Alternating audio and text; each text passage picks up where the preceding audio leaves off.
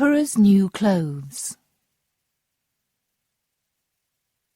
This is a story about an emperor.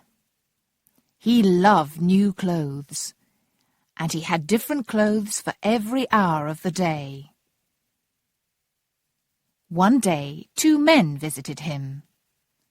They liked money, but they did not want to work for it. "We can make wonderful cloth," they said. "It's very beautiful cloth, so only clever people can see it." "I like it," the emperor thought. "Make this cloth, then make me some clothes," he said to the men. "Some people won't see them, but they're stupid people." He gave a lot of money to the two men. Every day the men asked the king for more money. "We're working hard," they said, but they did not make any cloth. The emperor waited and waited. He wanted his new cloth, but he did not want to visit the two men. And he was afraid. "Perhaps I won't see the cloth," he thought. "Then everybody will know that I'm not a clever man." He called a servant. "Go and look at the new cloth. Ask them, when will it be ready?" The servant went to the men's house, but what did he see? Nothing. There was no cloth. "What are they doing?" the servant thought. "Come nearer," one of the men said. "Do you like our cloth? Isn't it beautiful?" The servant looked and looked, but he saw nothing. "I don't understand," he thought. "Am I stupid? I can't tell anybody about this." He spoke to the men. "Oh, it's very good, he said.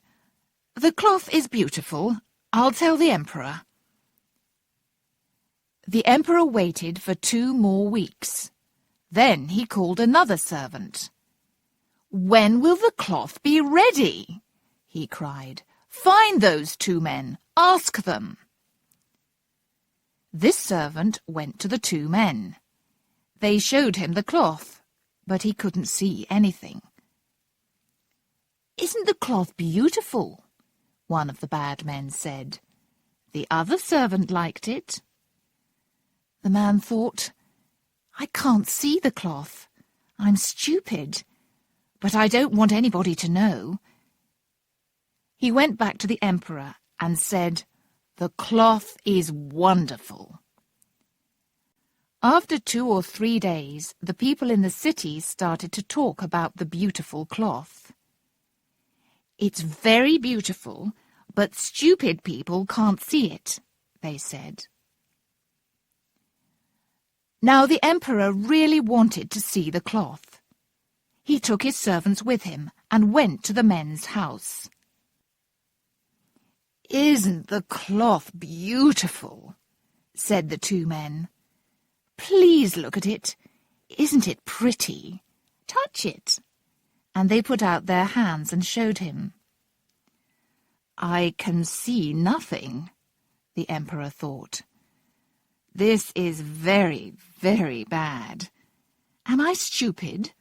A stupid man can't be emperor." He looked at the men's hands and said to his servants, "Oh, the cloth is beautiful. I like it." The servants looked and looked, but they saw nothing. "Beautiful, lovely, very pretty," they said. "The men will make some clothes from this cloth now." The emperor happily gave the 2 men more money. That night the 2 men did not go to bed. There were lights in every room in the house. "The emperor and his people think we're working," they thought. Next morning they went to the palace. "The emperor's new clothes are ready," they cried.